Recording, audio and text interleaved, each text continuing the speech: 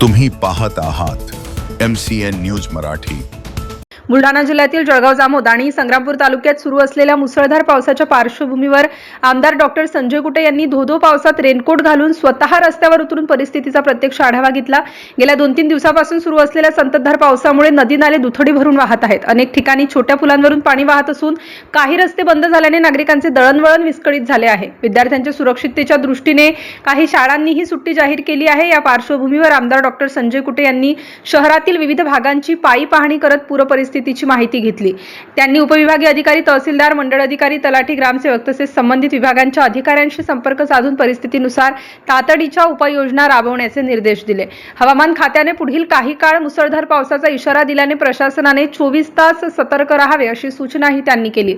यावेळी नागरिकांना कोणत्याही अफवांवर विश्वास न ठेवण्याचे, नदी नाले, पूल आणि पाण्याखाली गेलेल्या रस्त्यांवरून प्रवास टाळण्याचे आवाहन करण्यात आले।